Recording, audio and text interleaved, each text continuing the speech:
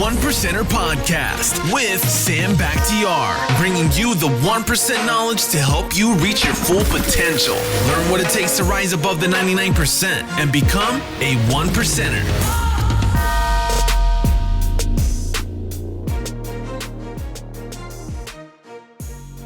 Hey guys, what's going on? It's your host SAMBAKHTIAR, the host of a 1%er podcast, and I'm here at the house of Tarek El Moussa.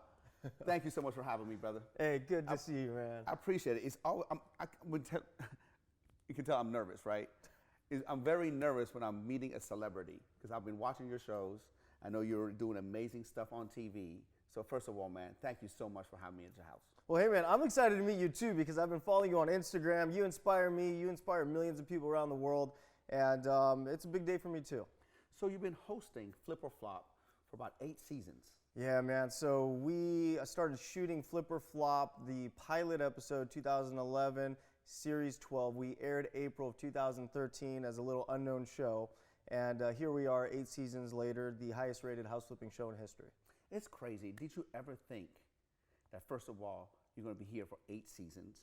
And did you ever think that that show is going to take off the way it did? You know what's funny? People ask me all the time, did you ever think you'd become successful? Yes. Did you ever think you'd flip that many houses? Yes. Did you ever think you'd be that successful on TV? No, I didn't, because TV was the one thing I never had control of, so I couldn't determine the outcome. Yes. When it comes to business, I'm like, hell yeah, I'm gonna be successful because I know I'm willing to put in the work. But when it came to TV, it was kind of the wild card, and you know what? It all worked out. What do you think made your show so successful? You know, I think what made the show so successful is that people really rooted for us. They really wanted us to succeed because it was a real deal. We were coming out of losing everything. We were a young couple from California, and we put everything we had on the line to make that show. And I think they were rooting for us. I really do. So it was like an underdog story, right? 100% underdog. We had nothing. If you watch season 1 and 2, man, we were all in. The first year flipping houses, like I didn't even know how to flip houses. It was all trial and error. Wow. How did you ever say, you know what, man, I'm just going to start flipping houses. I don't know nothing about it, but I heard, I could make some good money. I'm just going to do it. Yeah, so it's interesting. So I got into real estate sales when I was 20 years old, and I found success early on in real estate. I made quite a bit of money fast. And was that during the heydays? Was that during like pre-2008? Where okay, yeah, got it. It was during the heydays, but even back then it wasn't easy. Super competitive. I was just out of high school. I was struggling. You're from Chino Hills, man. I was selling houses in San Bernardino for like $50,000. By the time I got my commission check, I can barely put the gas in my '85 Buick Park Avenue that I owned, right? So like back then, there was so many lessons learned. I learned what hard work was. So like anyone that's learned what hard work was, I learned it. And I became successful fast selling real estate because I just worked my tail off. And I got into house flipping after losing everything. So 2007-8 came around. I lost my house and my cars, everything I had. And when I say lose, like I didn't like go bankrupt or anything, but when I say lost, I had to sell everything I had because all of a sudden my bills were here and my income was here and I just couldn't afford it anymore. And I was just burying myself in debt. And I know so many of us have been through that. I went through the same thing. Yeah, man. yeah. I went through the same thing. Go ahead. And some of my most successful friends today went through the same thing. Like every single one of us went through the same thing. And the best part about it is I wouldn't change it for the world because I wouldn't be sitting here today doing this podcast with you if that never happened. I might still be at that same house. It's so crazy. When you look back at your life, don't you sometimes be like, wow, at the time I was devastated. At the time I was stressed out. I was devastated. I can't believe, you're like, God, why is this happening to me? I should have known better. Why did I do this? Why did I do that? And next thing you know, a few years pass by and you look back, you're like, I'm so glad that happened. Man, I'm not kidding. I just got goosebumps because 100% looking back at all these traumatic experiences, getting cancer, going through public divorce, going broke at the time, I was like, shit, man, my life is over. Now looking back, those were valuable lessons, and I'm just getting started. Minus the cancer. Yeah. I'm with you all the way with everything that happened. I went through a similar thing. I went through a divorce, pretty bitter divorce. To this day, we're still fighting. Gosh, for divorce, we're still fighting in court. And obviously, I almost lost everything. I remember I was getting foreclosure notices on my house. And I was just devastated. I was devastated. And once I started to see the light at the end of the tunnel, then I got hit with divorce? You know what really helped me? So the divorce crushed me too, man. Like it was the lowest point of my life. Like it made everything else I've gone through look like child's play. That's how much I was affected by my divorce. And I was driving around Newport Beach one day, and I was always just really depressed, man. I didn't even want to move. And it's like a movie playing over your head. I could have done this. We should have done that. We should have talked about this. And this isn't fair. That's not fair. This isn't fair. Why? And then it hit me. Life isn't fair. True. The day that I acknowledged that life isn't fair was the day I started moving forward. It's not fair that this happened, but life's not fair. It's not fair that this happened, but life's not fair. So once that happened to me, I made a commitment that day to let the past go and start focusing on the future. And it's amazing how my life has changed when I understand that life isn't fair. Wow. The day that I started to realize that life is not fair, that's when I started moving forward. Yep. If that's not a quote, you guys gotta write that down and just maybe read it 10 times. Yeah, because when bad shit happens, you think about it, you dwell on it. What if? How can I? And you know what? There's nothing you can do. The only thing you can do is accept that it's happened, understand that it's not fair, and move on. And that for me really, really helped me, man. That's really helped me get to where I got. God, man, Tarek, I went through a similar thing. I remember getting started with divorce papers out of nowhere. Like I said, we were going through a really hard time. I moved to a hotel. I lived in a hotel for 4 months because I'm like, I don't know what I'm going to do. I'm going to get back together. What am I going to do? And I remember, I'm sitting at the hotel room crying, literally crying. Grown-ass man. Me too. No, bawling. Yeah. Bawling. No, hold on. Bawling, not crying. Yeah, I mean, just bawling, I'm going like, at the time, I was 40 years old. I was broke the past 6 or 7 years because of the recession. Now I'm in a hotel. I'm starting to make a little bit of money, but now I'm in a hotel for $70 a night. Hotel Chino Hills off of 71, and I'm asking myself, why? And then I'm like, Sam, what are you gonna do? I'm like, I'm single now. Maybe I should go back and go to Vegas again and start, drinking and gambling and start chasing women. And I'm like, no, Sam, you have 2 kids. I'm like, so at that time, I said, you know what? Like you said, I realized that life is not going to be fair. I'm just going to dedicate my time to my children and my business. Yeah. And that's when I started blowing up the business into what it is today. And that's all you can do. So, I mean, so you took all that negativity and you just like super hyper focused. And I was reading a little bit about your story, man. I just love everything about it. Thank you. And I know we got a little bit off subject, but yeah, dude, like we've been through a lot of similar things, and divorce is tough and life is tough, but yet we are here sitting together smiling, laughing about the hard times. And that's one thing I want everybody to understand is that we all go through shit. Like it's not just you, it's not just me, it's everybody. And it's all about how you handle it. 100%. And I was terrible at handling it. I was a control freak. I wanted, I was like, I'm losing control, and like, how did this happen? Like, and then I learned to just let it go, and I just want to shake people sometimes, and I'm like, just, if you let it go, because you've been thinking about that same thought every single day for years. Imagine if you no longer had to think about that. How would your life improve? As entrepreneurs, and I can tell you're a type A personality, you're somebody who says, you know what, I know I can flip homes. I know I can make money. I know I can do this. You're used to controlling the variables, right? And when you're used to controlling the variables, and it's when something you cannot control, it bothers you, right? Yes. And I've learned that at the end of the day, I'm going to do what I can do. The rest of it, if I can't control it, I can't stress about it. It's out of my hands, and I just got to move forward. I know what I have to do. Right, and I'm assuming the only reason that you know that now is because you've gone through the process and you've experienced the pain. See, that's the thing. Like we didn't just wake up the way we are. We had to go through some very traumatic shit to be in a position to where we're truly happy. Yeah. And you know what the funny thing is? I can say this, I've never in my life been 100% truly happy like I am now. And it's the most amazing feeling in the world. And it's not about money. It's not about anything materialistic. It's about just being in peace with yourself, understanding the world, understanding how you're going to deal with every situation. I'm sure right now, it's not like you don't have any issues. You don't have any problems, all that. You have the same issues, same problems, and then you know how to handle it. You know how to contain it without having it affect your psyche, right? Exactly. Absolutely. And it's all about what you do with those problems. So speaking of problems, I got off topic, but real estate market took a crash 2007 and 2008. I lost everything, started over. And then 2009 came around, and then during that year, I started getting into something called short sales. You know, you buy houses from the owners owe it, and the bank takes a loss. I started making money, but then all of a sudden, I started seeing that I was selling it to these investors who were then relisting it, and they were making $50, $60, $70, $100,000. And I'm like, wait a minute. I'm doing all this work to make $6,000. They're buying and selling it, making $100,000. There's got to be a better way. And that's when I said, okay, maybe I got to start thinking about flipping houses. And that's where I got the idea to start flipping houses. I knew real estate. I knew nothing about construction, but I knew simple math. If I buy low, sell high, and if there's money left over in between, that's profit. So, you know, like me, I'm not like super high Harvard educated guy. Like my business plan was seriously like a piece of paper with some pen writing like, hey, anybody want to like invest with me? So like, you know, and I pitched everybody. I pitched friends, I pitched family, I pitched everybody. And everybody said, no, no, no, you're too young. You've never done it before. It's too risky. And I'm like, look at the business plan. Like, here it is. And I even pulled up statistics of other flips. I actually went and predicted what flips would sell for, and I was very accurate within about 1% of the actual sales price.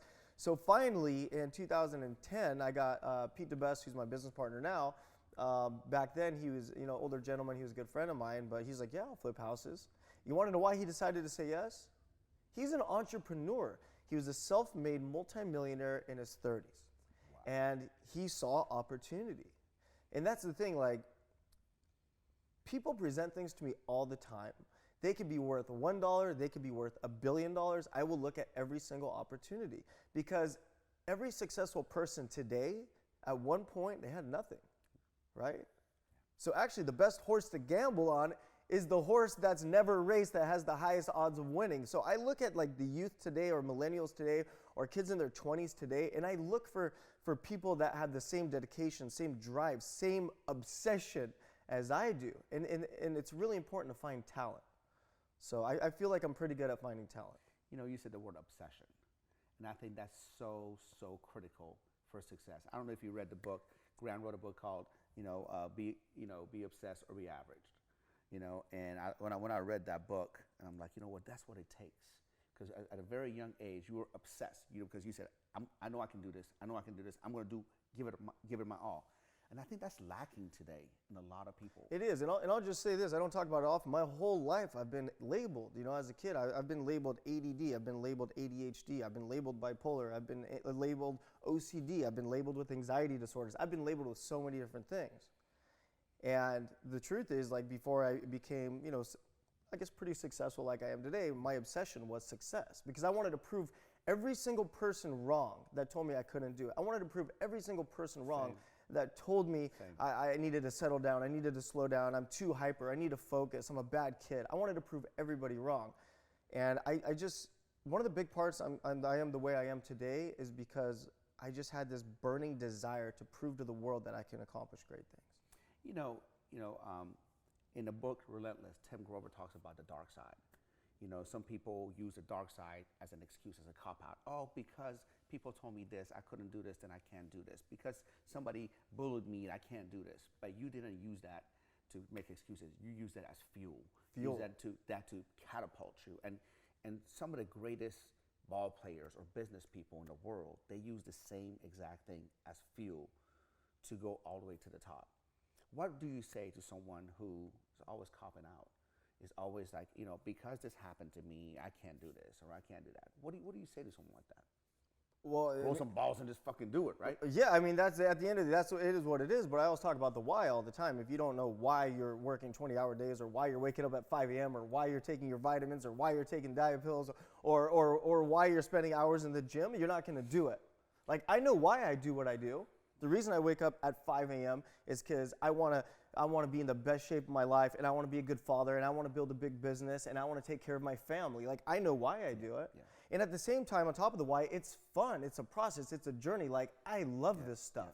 Yeah. I absolutely love this stuff because before I was sitting in a seat like this with you talking about our story, I was the person listening to the story, being inspired, getting motivated. People like me and you help me get to where I am. So it looks like you already, have proven the doubters wrong, right? I mean, look, you're very successful. You're on TV. You have a very successful show. You're a great family man. I see your pictures with your kids. Love my baby. I see you on there. And now your why is just to be a better father, be a better husband, soon to be husband, or a better person. Yeah, absolutely. And just be a better, better overall businessman. Just being better in general. I mean, like my divorce, my separation, it crushed me. It literally broke me apart, ripped me apart into nothing. The man I was is completely different than the man I am today. There was a lot of counseling and therapy and a lot of shit that went down to build this guy, but I'm proud of this guy today. And I'm dedicating my life to just really being the best version of me that I can be and giving back to other people. And I want to help as many people as possible achieve the feeling that I have today, which is the feeling of accomplishment, the feeling of success, the feeling of gratitude. Because I've had years of feelings of misery, years with feelings of depression, years with feelings of failure, and I don't think anyone deserves that. Wow, and you're so humble about it, because you're so transparent. You say you went through depression, a lot of therapy. Can you talk about that a little bit? Because I mean, so many people, these days, they're going through a depressive. I know sometimes I go through it. I don't tell anyone about it. Yeah. When I go through it, I just shut the world off and I just disappear. Yeah. You know what I mean? Yeah. So can you tell me a little bit about how you dealt with it and what are some of the best ways to deal with depression and deal with self-doubt? The A-type personalities, fast-moving minds, we never stop. Yeah. Let's just be real. When we're stopped, we're still going. And like anything, we have up days, we have down days. And prior to my personal breakthrough the last few years, when I had down days, I just felt like crap, And now if I have those days, I know it's not real. It's gonna pass, right? I just have to get through that feeling. So I think it's really important to be in tune with how you feel and what is causing you to feel that way. I even went to the point years ago where, I was really off, man. Like I went through some real shit with my medications for my cancer. I had major mood swings. I was major depression, major anxiety, palpitating heart. Like I wore a heart rate monitor. And it's like, looking back during those times, man, I was just completely out of it. I was just felt so terrible. And then, the only reason I am like I am today is because my ex and I split, and I had to figure out like how to get my life back. Like I'm trying to explain what happened to me here, but within a 4-year period, I was a ghost. I had thyroid cancer. Went through surgery, got testicular cancer, went through surgery, then I hurt my back. I was on opiates for 10 months, and then through all of that stuff, I had 60-pound weight swings, and through all of that stuff, the cancer medications really screwed me up. So man, I look back at that 4 years of my life, and I look at my life today, and I'm like, how can I not be the happiest son of a bitch alive? Absolutely. You beat cancer. Yeah, twice at the same time, while filming my show, while being a young father. Like, life throws shit at you. You told me earlier that the hardest thing you ever went through was a divorce. Mm-hmm. And I have to agree with you. I have to agree with you because I don't think I've ever gone through anything as hard as that. I grew up without a dad. And so I always wanted to make sure that I never have a broken home. And when that happened, I was just devastated. I was like literally devastated. I just wanted to crawl into a little corner, not come out. You know what I mean? Yeah, of course. How did that affect you? Tell me about some of the things that affected you with that, and what was going through your mind and everything else like that, and how'd you overcome it? I just be honest, man. Like when I went through the divorce, I was a zombie. I was a ghost. Yeah. I didn't sleep. I didn't eat. I don't even know how I functioned. I don't even know how I filmed my show. Yeah. The camera would come on, and I'd just give everything I had just to get through the scene and get through the episode. But the cameras were off. I was just in the corner crying. It was just the absolute worst time of my life. And I never knew how strong I really was until today. Because at that time, I didn't think I would ever get out of that situation. I didn't think I would ever stop feeling like that. I thought my life was over. I thought my career was over. I thought I was done after everything I worked so hard for. I thought the game was over. It is crazy for me to fathom you going through that, being in that kind of psychology, and then having to film on TV, and then on top of that, having to film with your ex-wife. Yeah. No, I just thought about that when I was coming here, and I'm going like, how? I don't know if I can do that. See, the most difficult thing I've ever done in my life was showing up to film with my ex-wife.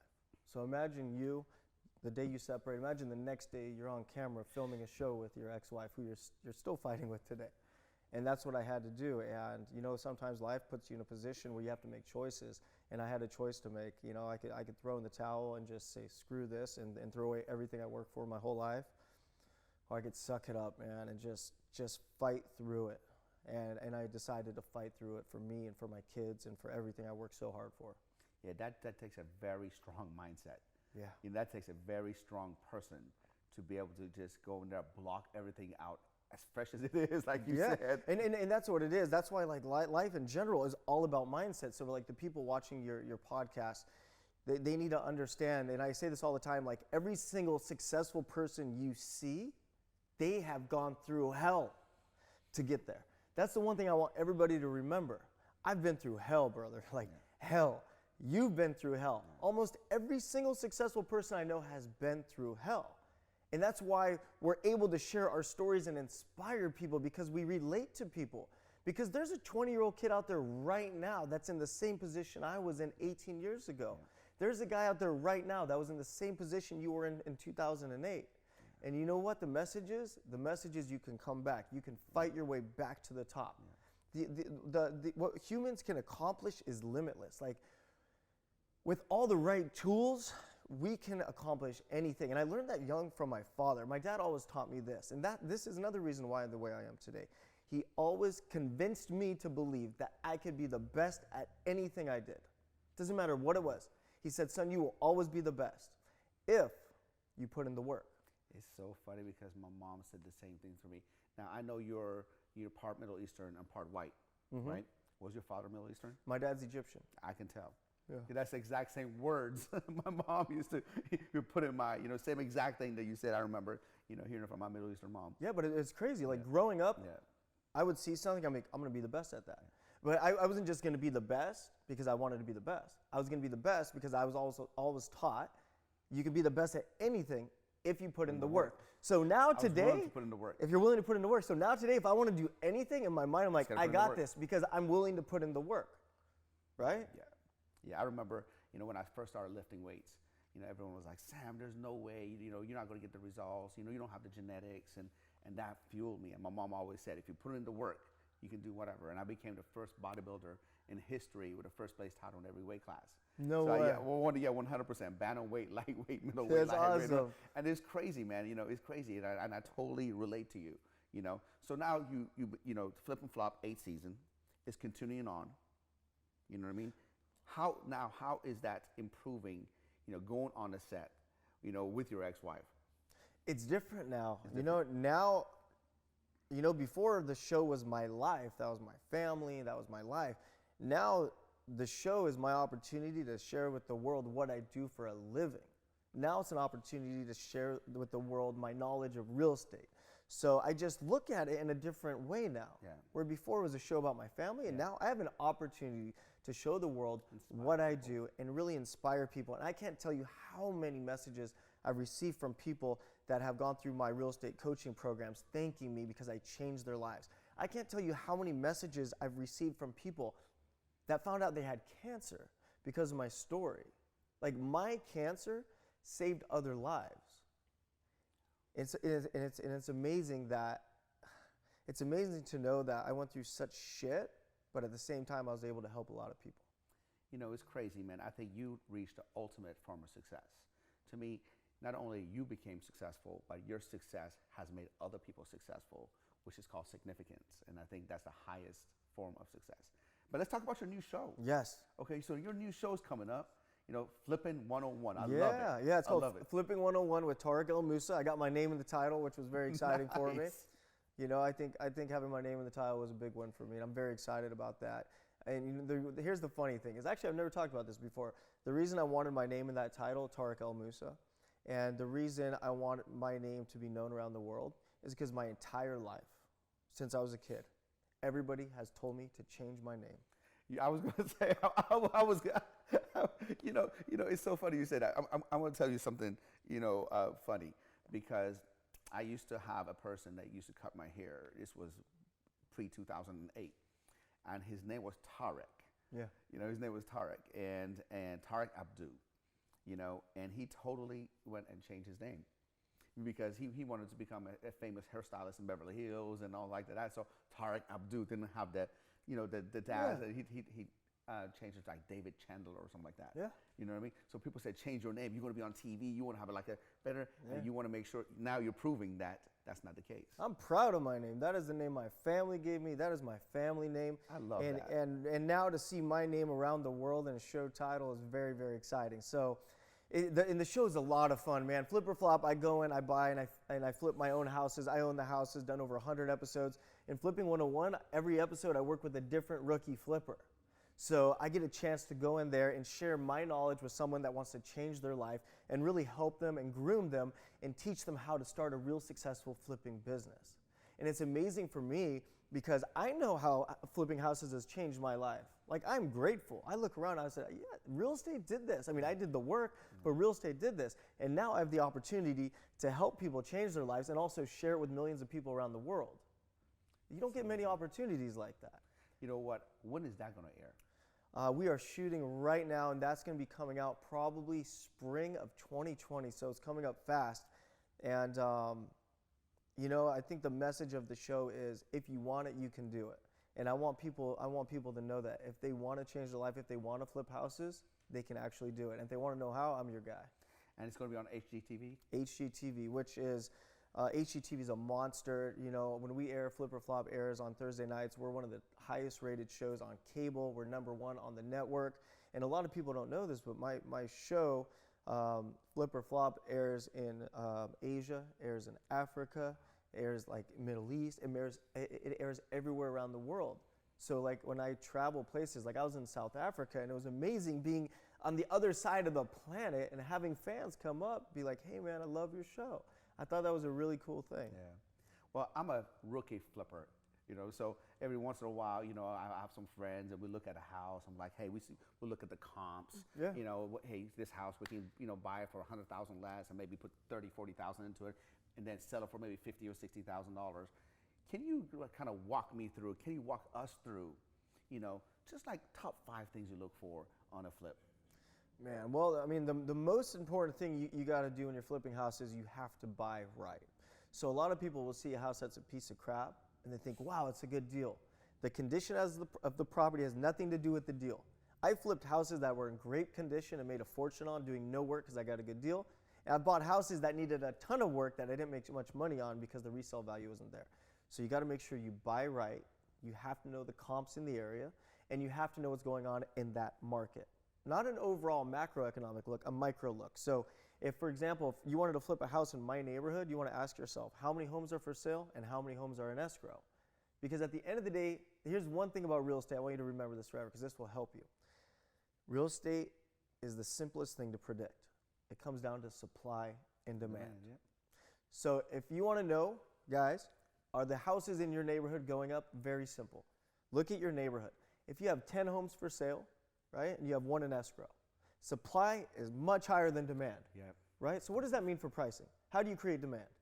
Well, how you create demand? Just get more people that are interested, right? No, you got to drop the price. Oh, that's Because right. you have 10 homes for sale, you have 1 in pending. Economics 101. Economics 101. Now, in 2005, or even 2 years ago, in a neighborhood, you have 1 home for sale, you have 9 in escrow. Price goes up. Just remember that for the rest of your life, because that's the easiest way to predict which way real estate's going. Supply and demand. It's all about the absorption rate. How many are for sale? How many are pending? How many have sold? It's most of your flips that you do. I think you've done over 300 flips. Close to 500. 500 now. Yeah. Okay, so close to 500 flips. Are most of them in California, or do you do them all over the country now? The majority of my flips are in California, although I have flipped in other states. And me and my business partner, we do also have a rental property portfolio, self-funded. We own 93 houses together and growing. My life goal is 10,000 houses, which I will get there. It's just going to take some time. But yeah, kind of all over the place. I just bought 10 houses in Oklahoma. I think I bought 13 in Atlanta. And yeah, I just love real estate, man. My next move is apartments. I flip houses. I want to start flipping apartments. That was my next question, man. That's I'm in the process of starting a fund and raising capital. And I'm very excited about my next move. So you've been doing single-family residences, and now you want to go to commercial. Yeah, absolutely. And I've done really well on commercial properties before. And you know what? Like, I've been flipping houses on TV for so long. People know I can do it. I've done close to 500 houses. My new show, I'm teaching people how to flip houses. And now, man, I just want to get out there and I want to teach people how to invest in real estate. I want to help people invest in real estate. And that's kind of my life mission. Wow. Do you see any pros and cons versus commercial real estate versus non-commercial real estate? Man, just two different animals. There's two different animals. But at the end of the day, when it comes to apartment buildings, you increase the NOI, you reposition the asset, and you flip it, and you make a ton of money. Same thing with houses, just on a smaller scale. Got it. A lot of times, when I was doing flips or I was investing in real estate, a lot of people say, hey, do commercial real estate, because if your tenant for your single family resident bounces, then you're going to be left with no rent for a while, right? But if you have like a 10 unit, if one person or two people bounce, you still got that income coming through. Is that something that you look at, or is that something that you don't really care about? Man, I take it to a much deeper level. So I study. See, I told you I'm a rookie. I study the shit out of real estate. So in a down market, I'm heavy by California, single family residences. Why? California, big markets, equity position. So when it comes to investing, you have cash flow and you have equity position. Yeah. So I love to make equity position and then buy cash flow properties. So I stopped buying rental properties in California 2 years ago, and I started buying out of state. But prior to that, I bought everything in California because it's all doubled and tripled, right? So you double, triple, you refinance the asset, and then you buy long-term hold properties. In areas that have strong rental, they're not going to have these huge ups and downs, but long-term steady income. And that's a whole nother podcast discussion. Preach, brother, preach, man. This is why I'm here, because I want to know. I want to make some money flipping too. Yeah. So yeah, when you're in a down market, you buy in hot markets. Just remember that. Yeah. If we're in a down market, you buy in hot markets. If we're in a hot market, you buy in markets that don't have high swings in prices. Hot markets are like Southern California, Las Vegas, places like that. If this was 2008-9. I would buy in California, Vegas for sure. Yeah. Where else would I buy? New York. I mean, there's so like the big cities. Because they get hit the hardest as well. They get hit the hardest, and then they go up the most. That's where you make the big money. There's different ways to do it. You know what I mean? So I was depressed, man, when I saw my house that I bought like at $850. At one time, their comps were selling for $400 in the neighborhood. Yeah. It's crazy. That's crazy. I remember being in real estate, like people would just be like, "Yeah, I don't want the house anymore. You can have the keys." I'm like, well, you can't just like it was the Wild West. Like I didn't even know what short sales were. People were just fleeing their neighborhoods. I remember walking neighborhoods in Chino and Mira Loma and Corona, door to door in the middle of summer, 112 degrees outside, just sweating, man. It was a ghost town. Nobody lived there. Yeah, I know my buddy Manny Koshman. Yeah. That's how he sells. He makes a lot of his money. He waits till a downturn and just, buys everything on sale, holds on to them, and then just, sells them at what the going rate is when the market comes back up. And that's what I'm doing, man. I'm getting everything prepped right now for the next downturn, because when that downturn comes, I'm going to raise so much capital and I'm just going to invest in so much real estate. Speaking of downturn, a lot of people are saying, okay, we're going to hit a downturn here soon. We're going to hit a downturn here soon. Nobody can really predict that. Right? Or can you? You can't predict it, but you can get pretty close. Here's one thing I do know, that the only reason we're in the market that we're in is because the interest rates. They shouldn't be as low as they are. It's been manipulated, and it's causing this wonderful market of ours to continue to go. What's going to happen is eventually the affordability index is going to disappear, meaning first-time buyers can no longer afford to buy a house. I was selling houses 7 years ago in Anaheim that were $300,000. I'm selling them today for $650,000. Are those houses going to be $800,000 before the prices start to adjust? No, because here's how real estate works, right? The entry-level buyer is what really fuels the market to the top, because the guy that's selling the $600,000 house, Sam, he's buying a $900,000 house. The guy selling the $900,000 house is buying. So what happens when the guy with the $600,000 house, what happens when he can't sell his house? What happens to the $900,000 guy? He's done. Right, because he has no buyer. Yeah. So now the $1.5 million guy, what happened to his $900,000 buyer? Gone. He's gone. So it's all connected. Wow. I don't know if anyone's ever explained it to you like that. No, I love it, man. I'm like taking notes. I got to go back and watch this and take notes. I'm sure you talk to a lot of other real estate guys. Like, I just simplify things a lot. And I like to make things I like to explain things in a way that people understand. I think the ultimate form of sophistication is always simplification. Yeah. Be able to get a complex process into a simple way so people can understand. When I bought my first home, I graduated from chiropractic school, and my mom said, "Become a doctor." Yeah, typical of Middle course. Eastern. I became a doctor. I said, "When you become a doctor, just money flows to you." And I bought my, that didn't happen. Yeah. My budget was like $280,000. I think that's what I got qualified for. Everybody lived here in this area, nice area in Orange County, like you do, all my family members. But I came here, I couldn't afford nothing for that. Yeah. So I went and bought my first home in Corona for $269,000. Literally 5 years later, sold it for $600. Yeah, the good old days. Yeah, the good old days. Sold it for $600 to buy a $900,000. That's it. Move up buyers. Like you said, and then when the $900,000 came down, I couldn't afford it. That's when the whole foreclosure and everything started. You just explained it perfectly. That's my life. That's it. That's it. And the reason I know is because I study it. That's all I do all day, every day. Is my obsession is real estate. I love everything about it, and I'm just on a mission, man. I want to teach as many people as I can around the world everything I know about real estate, and I'm about to start doing that. Now you said obviously you're on TV. You're teaching on TV. You're doing it yourself. And now, are you actually teaching it? Do you have courses that you sell? Do you have seminars that you put on? Yeah, I've been running real estate seminars for quite some time, and it looks like in 2020 I'm changing up the business model, and I'm going to shoot an A to Z video series of every single thing I know about real estate and how to flip houses.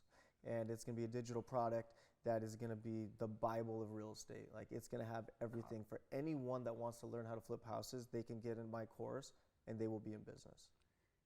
I can't wait for that. Somebody who's done it at the macro level, doing it on TV. And you know what? A lot of people talk about it. But flipping 500 homes, man. I don't know too many people. Yeah, the one great thing about TV is, in our world, man, people talk a lot of shit. That's what they do. People can't say anything to me. I said, you don't think I flip houses? I got 115 episodes. Why don't you turn on my show, the highest rated house flipping show in history? And that's not to be cocky, because in our world, we deal with people. They talk behind your back. They say things about you. But it's back to the thing that we're successful now, so we let people talk and we don't care. Yeah. And that's one of the great things about TV. I have the proof that I know what I'm doing. You are uber successful in life. How do you balance, your business with your kids and just everything that you do? How you maintain that? Because I see you, I watch you, I know how much your kids mean to you. Because we have so much in common. Because every time I start talking about my kids, I literally ball up. I can ball up right now. You know what I mean? Because they're my everything. And I know, they were your everything. They are your everything. Absolutely. And so how you balance it out? When can you say, look, man, I'm shutting it off? It's funny. It's just kid time. I'll tell you how. So I live two very different lives. Love it. When I have the kids, very structured. I'm home every night, 5:30, maybe 6, and I'm with the kids, family time. I'm dad. Check my emails, text messages once an hour, but not actually working. When I don't have the kids, it's the Wild West, man. I tell my staff, you book me from 7 a.m. until midnight. You book me appointments for 20 hours straight. Doesn't matter. I don't have my kids, I'm going to be working. Because when I have my kids, I'm not going to go on that 9 p.m. appointment. I'm not going to have that 10 o'clock meeting. So I live two very different lives. What do your kids think of you? Because a lot of times, when I pick up my kid, they're like, Sam, Daddy. Everybody thinks you're a rich, strong guy. And what do they say about you? They say the funny kid sayings, right? My favorite thing that both my kids say to me is that I'm their best friend in the world. Oh, which means everything to me, because here's the truth. I was not as good of a father when my daughter was young.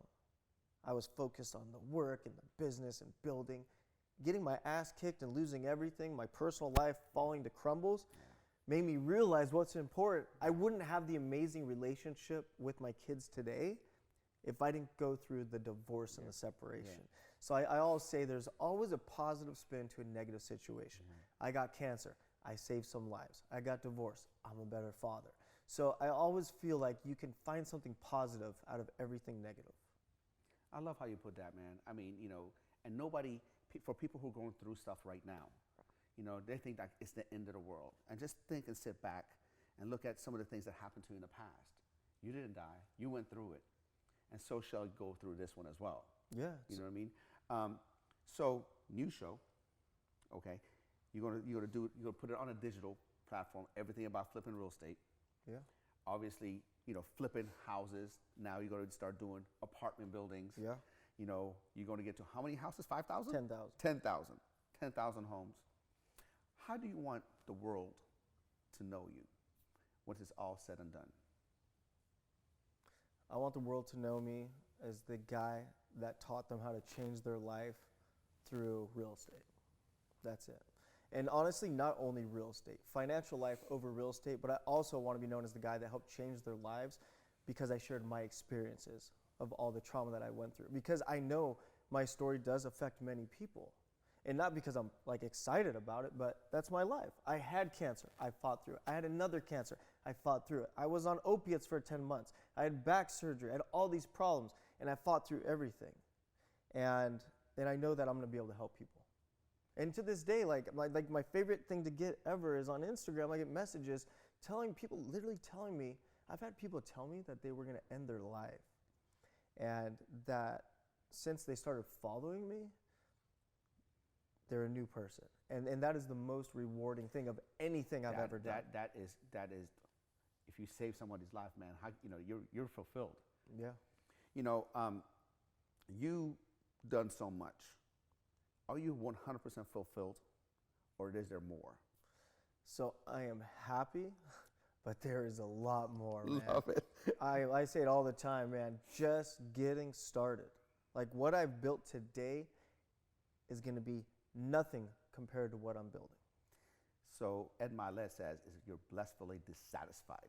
Absolutely. So that's where you are right now. Absolutely. Earlier on, you said that you like to work out. You like to be in the best shape of your life. Are you right now in the best shape of your life? Absolutely not. You're not. Absolutely Okay, not. what are you doing about But it? right now, Because you're talking to the fitness guy. Yeah. Okay. So right now, I've had a lot of injuries over the last 2 years. I cracked my left ribs, cracked my right ribs. I tore my shoulder, hurt my back. So every time I'd work out, a roadblock would come, and I'd have to start all over. So this is actually my 3rd month back to consistent working out, and I'm feeling great. And I've been traveling like a maniac the last 2 weeks. I've only worked out like 2-3 times. So yeah, this is my comeback week. So that's the one thing I'm stepping up in my life is fitness. I'm going to hold you accountable to that. Please do. I'm the fitness guy. Please do. And I'm going to send you some goodies. I'm going to send you some protein powders and some All stuff right. that you're going to need. I'm serious. I need some help in that department because actually I'm on a mission right now to be in the best shape of my life. Let's make it happen. Deal.